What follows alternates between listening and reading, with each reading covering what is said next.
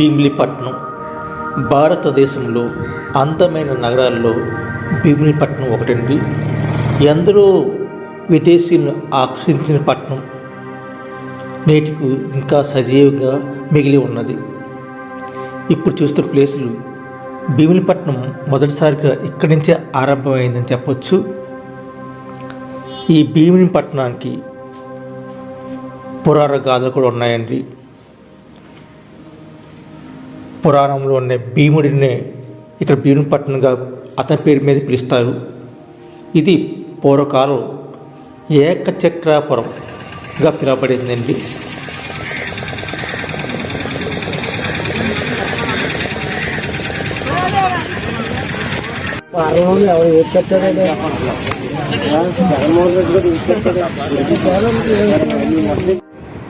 విదేశాల్లో చైనీయులు కూడా ఈ భీమిలిపట్నం గొప్పతనం రాసుకున్నారండి వాళ్ళ బుక్కుల్లోనూ.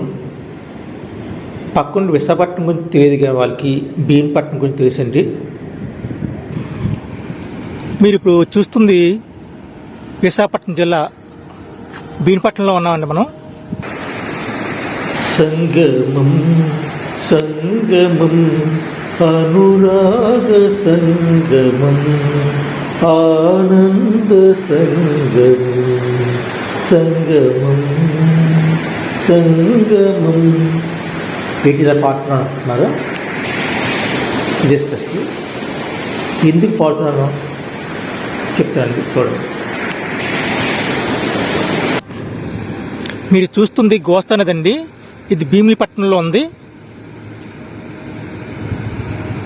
ఈ నది మనకి అరకులో బొర్ర గుహలో పుట్టి ఇంతవరకు పయనిస్తుందండి.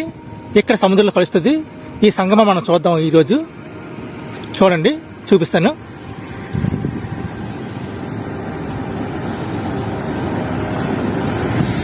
ఇది భీమిలి బీచ్ అండి, కనిపిస్తుంది కదా.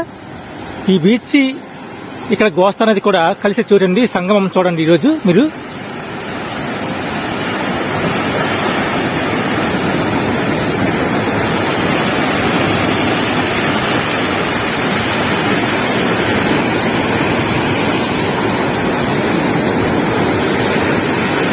ఈ సంగమం చూడండి ఎంత అందంగా ఉందో. భీమిలిలో కొన్ని దేవాలయాలు ఉన్నాయండి, పురాతన దేవాలయాలు. అందులో ఒకటి చెప్పుకోవాలంటే నరసింహస్వామి టెంపుల్ అండి. ఇది భారతదేశంలో 31వ దేవాలయం. అంటే స్వామివారు ఇక్కడే లాస్ట్ మధ్యలో చేశారు. ఇక్కడి నుంచి సింహాచలం వెళ్ళడం జరిగింది నరసింహస్వామి. ఈ విధంగా చూస్తే మనకి శాలివాహన శకంలో 1170లో ఒక ఆలయం కట్టడం జరిగింది. దీనికి అనుబంధంగా చోళేశ్వరం ఆలయము చోళులచే నిర్మించబడిందండి. అంతేకాదు ఇక్కడ ఏంటంటే బ్రిటిష్ వారు పాలించడం వల్ల క్రైస్తవులు రావడం వల్ల ఇక్కడ ఎక్కువ మంది క్రైస్తవులుగా మార్చబడ్డారండి. ఇప్పటికి కూడా అభ్యాసం ఇక్కడ ఉన్నది. మీరు చూస్తున్నారు కదా, ఇది భీమిలి బీచ్ అండి. ఎంత సుందరంగా చూసారా? అయితే ఈ భీమిలి అనేది ఇండియాలో సెకండ్ మున్సిపాలిటీ అండి. ఫస్ట్ మున్సిపాలిటీ మనకి గుజరాత్లో సూరత్ నగరం అండి. తర్వాత ఇది ఆంధ్రప్రదేశ్లో మొదటి మున్సిపాలిటీ ఈ భీమిలిపట్నం. ఇది భీమిలిపట్నం మున్సిపాలిటీ అయ్యి ఇప్పటికి 162 సంవత్సరాలు అయిందండి. 150 సంవత్సరాలు వసంతోత్సవాలకు జరుపుకుంది ఈ భీమిలి. అయితే ఇక్కడ చెప్పుకోవాల్సిన విషయం ఏంటంటే ఈ భీమిలి మొదటిసారిగా డచ్ వారు భీమిలి ఆక్రమించడానికి వచ్చారండి. అప్పుడు ఇక్కడ స్థానికులకి వాళ్ళకి ఘర్షణలు జరిగాయి. ఆ ఘర్షణలో డచ్ వారు 101 మంది, భీమిలి వాసులు 200 మంది వరకు చనిపోయారండి. చరిత్రకారులకు చెప్తున్నారు ఈ విధంగా. తర్వాత హైదరాబాద్ కుల్లి కుతుబ్ నుంచి ఈ భీమిలిపట్నాన్ని డచ్ వారు వసం చేసుకున్నారండి. ఈ విధంగా చూస్తే మనకి 1641 నుంచే డచ్ వారి పాలన భీమిలిలో స్టార్ట్ అయింది తెలుస్తుందండి. మరి 1754 తర్వాత మరాఠీలకి మరియు బ్రిటిష్ వారికి యుద్ధాలు జరిగినప్పుడు ఇది కొంతవరకు భీమిలి కొంచెం ధ్వంసం అయిందని చెప్పాలా. దాని తర్వాత 1825లో బ్రిటిష్ ధ్వంసం అయిందండి. బ్రిటిష్ వారి పాలనకు వచ్చింది ఈ భీమిలిపట్నం. ఈ ఈ విధంగా భీమిలి పట్టణం గురించి మనం చెప్పుకోవాల్సి వస్తుందండి.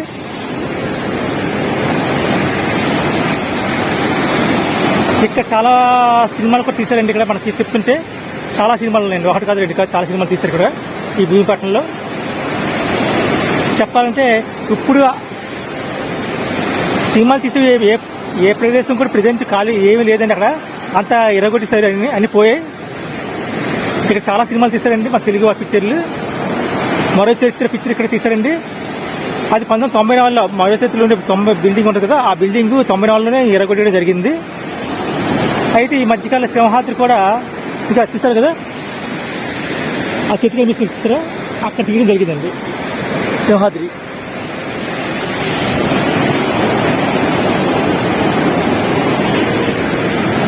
ఇంకా భీమిలి బీచ్ చూసుకుని మనం వెళ్దాం, బయలుదేరుదాం.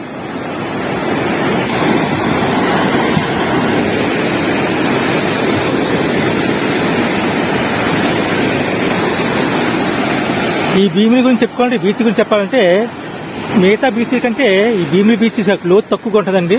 ఇక్కడ ఈత ఆడడానికి కొంచెం సౌకర్యంగా ఉంటుంది.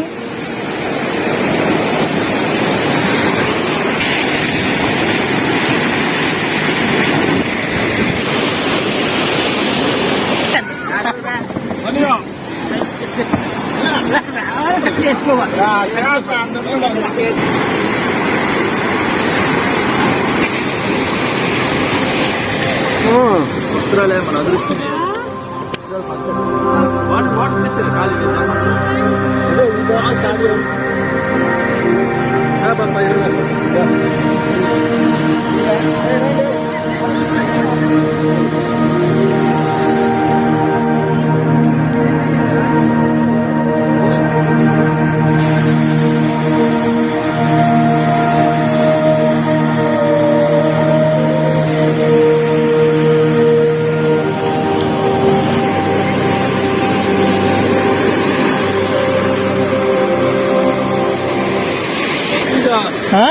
మాగపోతుంది.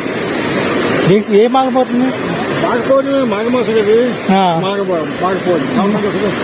అంటే అలాగొచ్చారా? అంటే ఇక్కడ టెంపుల్ ఏం లేదా? టెంపుల్ కోసం ఏం లేదా? టెంపుల్ సంబంధించింది కాదు ఇది. సంబంధించి కాదు, సమస్య. ఓకే, టెంపుల్కి వెళ్తాను. సార్ దేనికి సంబంధించింది ఎంత జనపన్నారు?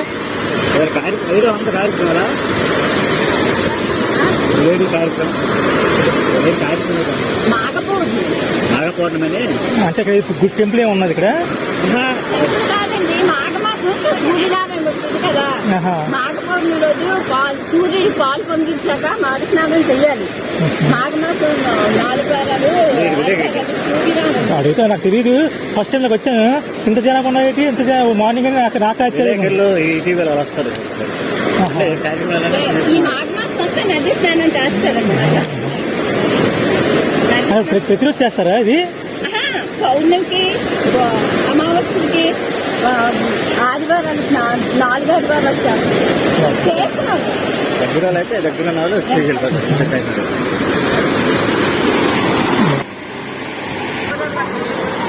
భీమిలికి ఇలా టైంలో రావడం ఇది ఫస్ట్ టైం అండి. ఇలా టైం అంటే ఇది మాఘమాసం అంటున్నారు కదా.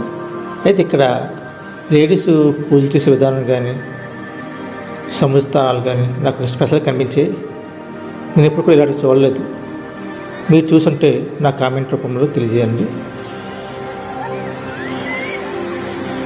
ఇక్కడ చాలామంది స్త్రీలు స్నానంకి వచ్చి సముద్రంలో ఈత కొడుతున్నారండి.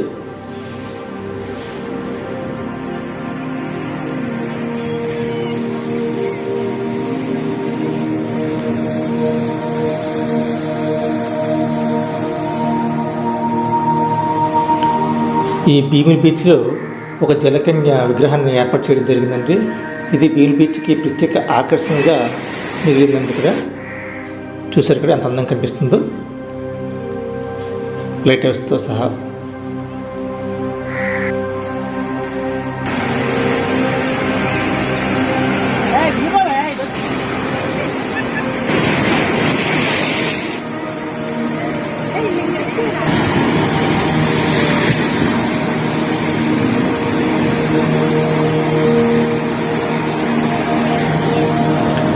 మీరు ఎవరైనా ఫస్ట్ టైం భీమిలి వచ్చినట్లయితే మొదటిగా మీరు చూసే ప్రదేశం అండి ఇది.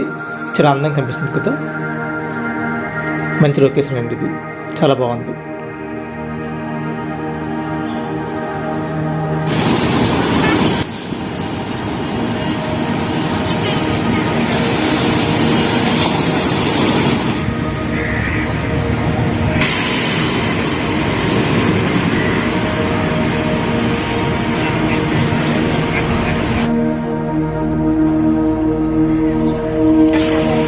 ఇక్కడ చూస్తున్న లైట్ హౌస్ 1868లో ప్రారంభించడం జరిగింది. దీనికి కారణం శ్రీకాకుళంకి కాకినాడకి మధ్యన ఒక దీపస్తంభం ఉండాలని అనుకుని ఇది స్థాపించడం జరిగిందండి.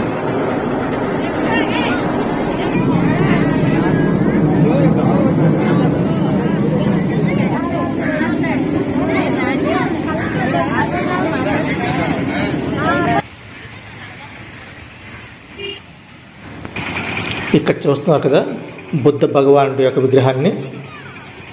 ఈ విగ్రహాన్ని 2014 ఉదుత్ తుఫాన్ తర్వాత ఈ విగ్రహాన్ని ఏర్పాటు చేయడం జరిగింది.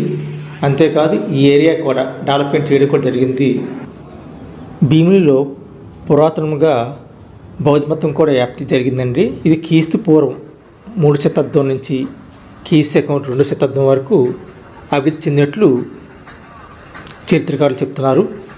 ఇది పౌరాల గుట్ట మీద ఈ యొక్క శిల్పాలు ఉన్నాయి.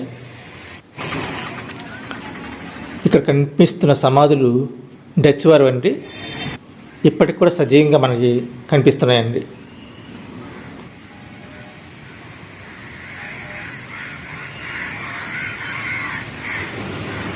ఇక్కడ ఎక్కువగా బ్రిటిష్ వారు ఉండడం వల్ల ఇక్కడ క్రైస్తవ మిషనరీలు ఎక్కువ ఉన్నాయండి. ఇప్పటికి కూడా అమల్లో ఉన్నాయి.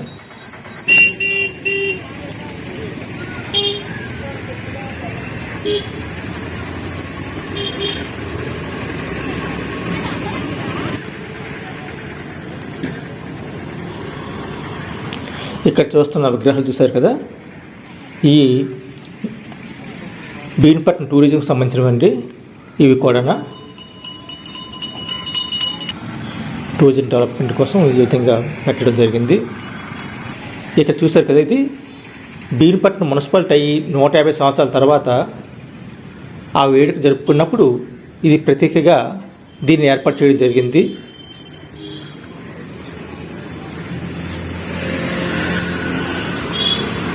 ఇది భీమిలి బస్ కాంప్లెక్స్ అండి. ఇది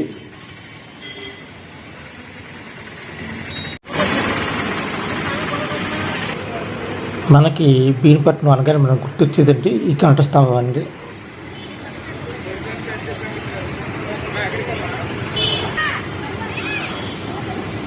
పాతకాలం నాటి ఈ కంఠస్తంభం భీమిలికి ఒక వన్నె తెచ్చిందండి.